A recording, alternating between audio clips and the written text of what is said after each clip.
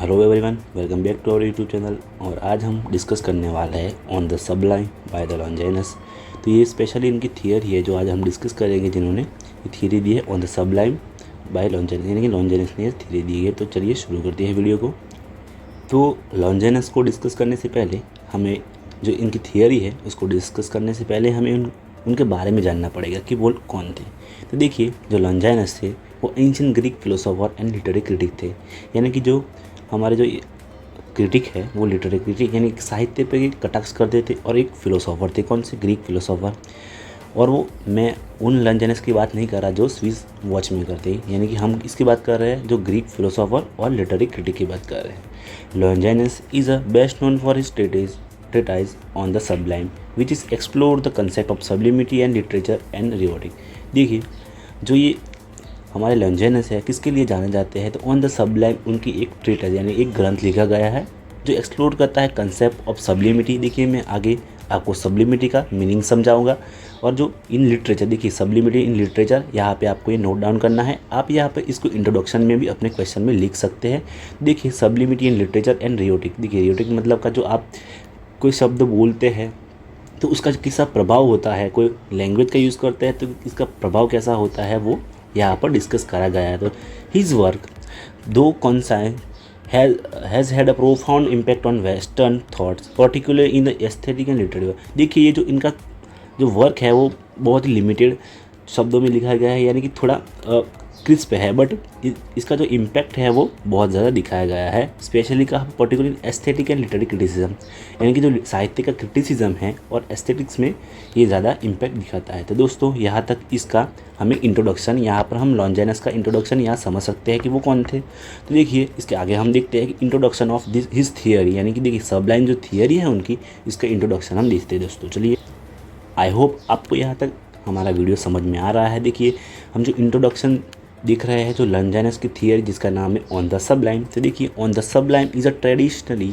Attribute to Longinus. देखिए, जो ये ग्रंथ है, ये जो ट्रीटाइज, ये बुक लिखी गई है, वो किसके एट्रीब्यूट माना जाता है, तो देखिए लॉन्जेनस का। बट क्या है, ऑल दो the exact authorship remain a debate among the scholar. देखिए, तो स्कॉलर में थोड़ी डिबेट चलती है कि ये एक्चुअली किसने लिखा था। कुछ लोग मानते हैं कि इसने लॉन्जेनस ने लिखा था, या कुछ लोग मानते हैं किसी और ने लिखा था। तो थोड़ी बहुत डिबेट चलती है इस ट्रीटाइज को लेकर। Regardless, the text is a foundational piece in the understanding the concept of sublime. देखिए, अब मैं आपको सबलाइम समझाता हूँ, पहले ये लाइन समझ लेते हैं कि देखिए जो इसका इम्पैक्ट है, जो फाउंडेशन पीस इसका क्या है कि वो कंसेप्ट ऑफ सबलाइम को दिखा है, which refer to a quality of greatness और grandeur that inspired a way of wonder particular in art, literature and literature. देखिए, जो ग्रेटनेस होती है, ग्रैंडियर होता है, वो थॉट्स के अंदर। जो क्वालिटी ऑफ ग्रेटनेस होती है वो कहाँ पर, वो चीज़ें किस जगह दिखती है, तो देखिए लिटरेचर, आर्ट और नेचर के अंदर। देखिए, अब मैं आपको एक इसका ओवरव्यू दे देता हूँ कि ये जो हमारा सबलाइम का मतलब क्या होता है, लॉन्जेनस ने क्या कहा है सबलाइम। जब आप कोई सॉन्ग सुनते हैं, जैसे कि कोई हमारा भारत के अंदर कोई देशभक्ति के लिए गाया गया सॉन्ग हो, एग्जाम्पल हम देखते हैं कि तेरी मिट्टी में मिल जावा, एक सॉन्ग हमारे भारत के अंदर बनाया गया। चलिए, तो वो सॉन्ग है, तो वो सॉन्ग हम जब सुनते हैं तो हमें उस सॉन्ग को सुनने से हमें कौन सी फीलिंग आती है, तो हमें फीलिंग आती है देशभक्ति की।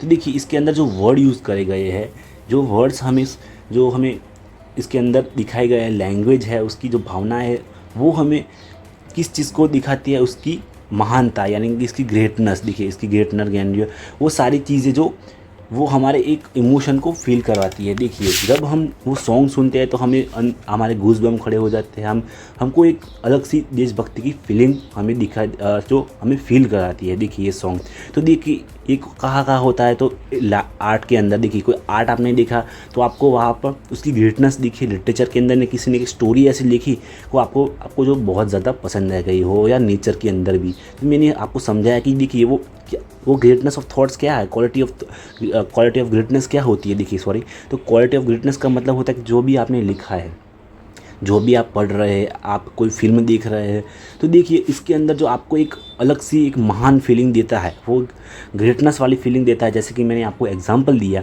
उसी को कहते हैं सबलाइम। देखिए, तो ये सबलाइम है, यानी कि जो वो फीलिंग होती है, वो ग्रेटनेस होती है, वो लैंग्वेज के थॉट्स, जो लैंग्वेज के अंदर दी गई वो चीज़ें होती है, वो आपको फील नहीं कराती, तो मतलब वो सॉन्ग एक यूजलेस है, यानी कि वो एक सबलाइम नहीं दिलाता आपको, वो एक ग्रेटनेस की तरह दिखाई नहीं देता है आपको। ऐसी चीज़ अंदर ये हमारे लॉन्जेनस ने इस थियरी को समझाया है। तो आगे हम इस चीज़ को देखते हैं कि ये जो सबलिमिटी आप कैसे पा सकते हैं। आप किसी की थॉट्स किसी सॉन्ग के अंदर, मूवी के अंदर, लिटरेचर के अंदर, आर्ट के अंदर आप सबलाइम कैसे ला सकते हैं या कैसे हो सकता है। देखिए, आई होप आपको सबलाइम का मतलब समझ में आ गया कि किसी जो भी आप आर्ट बनाता है उसकी जो ग्रेटनेस दिखाने वाली जो चीज़ें होती है आपको एक ट्रांसपेरेंट कर देती है। देखिए, मैंने बताया ना, जैसे कि हमने देखा कि स्टोरी के जो सॉन्ग होता है वो हमें एक देशभक्ति की एक जो इमेजिनेशन वाली दुनिया में आपको ट्रांसपोर्ट कर देता है। तो देखिए, ऐसी चीज़ें होनी चाहिए। जब आप लिटरेचर पढ़े तो भी उसकी ग्रेटनेस होनी चाहिए ऐसी, जो वहाँ पर लैंग्वेज यूज़ करी गई हो, आर्ट के अंदर भी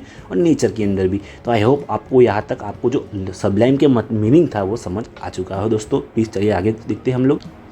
तो दोस्तों, जो लॉन्जेनस की sublime is not an merely about a rhetorical techniques. देखिए, जो बोलने की जो टेक्निक होती है उसके बारे में ओनली नहीं है, बट वो स्टाइलिस्टिक और फ्लोरिश के बारे में भी नहीं है, बट जो ओनली यहाँ पे इस चीज़ों का यूज़ तो करा गया है टेक्निक्स का और स्टाइल्स का, but it is about a power of language. देखिए, इसका मेन थीम है यहाँ पे हम लोग थोड़ा अंडरलाइन कर लेते हैं कि ये इसका मेन थीम है कि वो पावर ऑफ लैंग्वेज का वो बार देते हैं कौन, लॉन्जेनस की। आप जो भी चीज़ें यूज़ करते हैं, आप लिटरेचर लिखते हैं, आप सॉन्ग बनाते हैं, आप मूवी बनाते हैं, तो उसके अंदर जो पावर ऑफ लैंग्वेज होता है, जो आपने बोला है, जो आपकी लैंग्वेज लिखी गई है, उसके बारे में हमारे सबलिमिटी के बारे में लिखा गया है। यानी कि वहाँ से आपको सबलाइम की फीलिंग या सबलाइम जारी होता है। तो देखिए, इसके यहाँ पर नोट डाउन करना है, to evoke a profound emotion response. देखिए, इसका मतलब क्या है कि आपने जब सॉन्ग बनाया अच्छा देशभक्ति वाला, तो उससे जो आपकी ऑडियंस है, वो आपके सुनने वाले हैं, उनके दिल में इमोशन का रिस्पॉन्स होना चाहिए। यानी कि आपने किस लिए सॉन्ग बनाया, तो आपने देशभक्ति के इमोशन के लिए सॉन्ग बनाया, तो आपका सॉन्ग, आपकी लैंग्वेज ऐसी होनी चाहिए कि आपके जो ऑडियंस है उनका रिस्पॉन्स आए इमोशनल। कैसा इमोशनल, तो देशभक्ति वाला इमोशनल, तभी सबलाइम कहा जाएगा।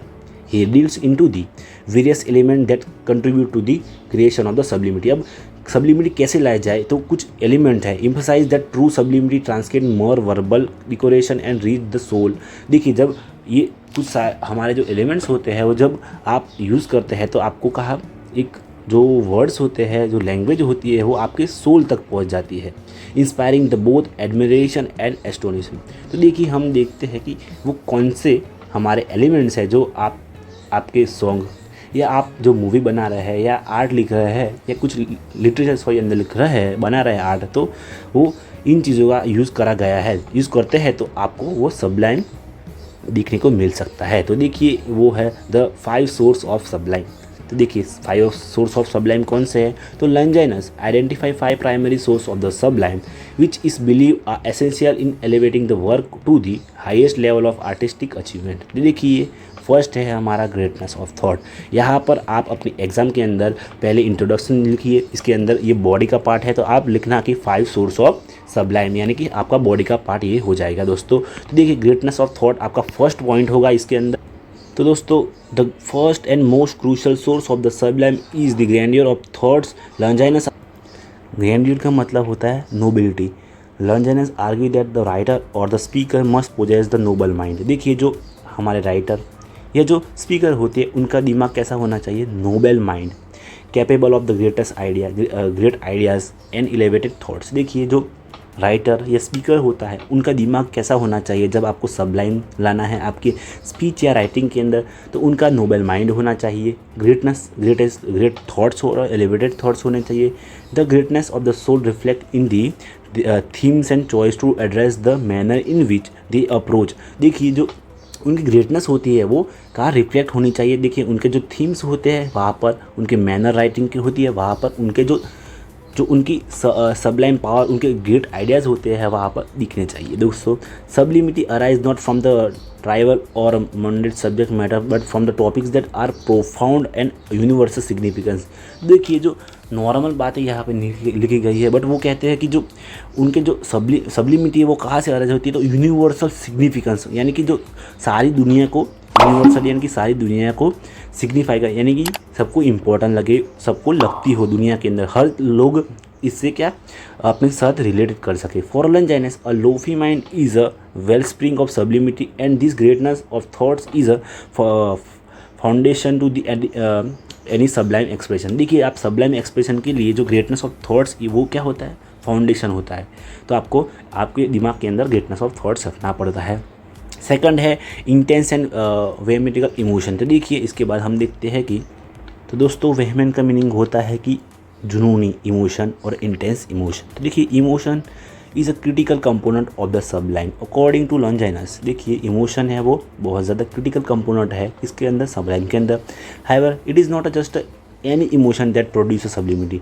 इसका मतलब नहीं है कि जब कोई भी इमोशन वो सब्लिमिटी को प्रोड्यूस कर सकता है। It is must be a profound and vehement feeling. देखिए वो कैसे इमोशन होने चाहिए, तो प्रोफाउंड एंड वेहमेंट का मतलब होता है कि जुनून वाले हमारे जो इमोशन होने चाहिए। One that deeply resonate with the both the creators and then audience. और वो ऐसे इमोशन होने चाहिए वो जो दोनों को रिजोनेट करें, यानी कि दोनों को, यानी क्रिएटर और ऑडियंस दोनों को सुनने के बाद उनको अच्छी फीलिंग आए। This intensity of the emotion help to elevate the subject matter and create the powerful connection between the work and then readers and listeners. देखिए तो ये जो इमोशन होते हैं वो कैसे होते हैं कि वो क्रिएट करते हैं पावरफुल कनेक्शन दोनों के बीच में, रीडर और लिसनर के बीच में। Longinus emphasise that the emotion experience must be genuine and not un contribute.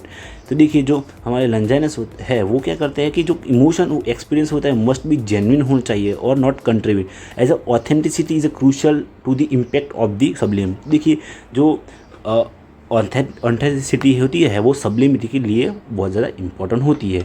देखिए आगे इसका जो थर्ड पार्ट है, थर्ड इसका जो है वो यूज़ ऑफ फिगर्स। देखिए यूज़ ऑफ फिगर्स का मतलब हम आगे समझते हैं इसके वीडियो के अंदर। देख किसी भी राइटिंग के अंदर दोस्तों फिगर ऑफ स्पीच का यूज़ करा जाता है। तो देखिए Longinus discuss the use of rhetoric figures as another source of the sublime. तो देखिए जो रियोटिक फिगर ऑफ स्पीच होती है वो एक सोर्स है सबलाइम का। He believes that certain figure speech such as the metaphors, hyperbole and apostrophe when use skilfully can contribute to the grandeur of the work. देखिए जब आप मेटाफॉर्स, हाइपरबोले जैसे जो फिगर ऑफ स्पीच होते हैं वो आप स्किलफुली यूज़ करते हैं तो आप सब्लिमिटी तक पहुँचते हैं। However he warns against the their over use of the over use और misuse which can lead the artificiality. देखिए वो वार्न भी करते हैं कि आप जब इसका जो ओवर यूज़ या गलत यूज़ करते हैं जब हम मेटाफॉर्स और हाइपरबोले का, तो वो क्या करता है कि आर्टिफिशियल यानी कि नकलीपन दिखाता है आपके वर्क के अंदर। The key is to use the figures naturally in way that enhance the power of ideas and being express. तो देखिए हमें क्या करना चाहिए कि जब आप लिख रहे हैं या कुछ बना रहे हैं तो आपको वो फिगर ऑफ स्पीच को बैलेंस करके नेचुरली यूज़ करना चाहिए। When the employs effectively rhetoric figures can intensify emotion and intellectual impact on work contributing to its sublimity. देखिए जब आप सही से इसका यूज़ करते हैं तो आपको इमोशन और इंटेलेक्चुअल पर इम्पैक्ट करता है आपके वर्क पर और कंट्रीब्यूट टू द सब्लिमिटी और सब्लिमिटी तक रीच करवाता है आपको। उसके बाद हमारा फोर्थ पॉइंट है नोबल डिक्शन। देखिए नोबल डिक्शन का मतलब होता है कि एक महान भव्य भाषा का लैंग्वेज। देखिए आपको समझ में आया, तो डिक्शन का मतलब होता है लैंग्वेज, किस तरह की लैंग्वेज आपने आपके वर्क के अंदर यूज़ करी गई है वो बहुत ज़्यादा इंपॉर्टेंट होता है। ये हमारा फोर्थ पॉइंट बहुत ज़्यादा इंपॉर्टेंट है। Language choice is another vital aspect of the Sublime. Longinus asserts that the use of the grand and elevated diction, including the careful selection of the words and their arrangement, is essential achieving the sublimity। जब देखिए ये point ये कहना चाहता है कि आपको अच्छे से जो वर्ड्स होते हैं, जब आप कोई गाना या लिख रहे हैं, कोई पोएम बना रहे हैं, तो उनके जो वर्ड्स होते हैं वो जो अच्छे से सिलेक्ट करने होते हैं। और उसका जो सबसे ज़्यादा इंपॉर्टेंट होता है उसका अरेंजमेंट है। देखिए आप कोई सॉन्ग सुना और जो आप सॉन्ग सुन रहे हो और उसके अरेंजमेंट सही से नहीं जो आगे की लाइन पीछे डाल देते हैं तो आपको कुछ समझ में नहीं आएगा। उसके अरेंजमेंट से आपको कुछ चीज़ें समझ में नहीं आएगी। इसकी वजह से आपको जो सब्लिमिटी फील होनी चाहिए वो नहीं होगी। तो इसके लिए हमें ये पहला पॉइंट कह रहा है कि जो अच्छे वर्ड और उसका अरेंजमेंट ज़रूरी है।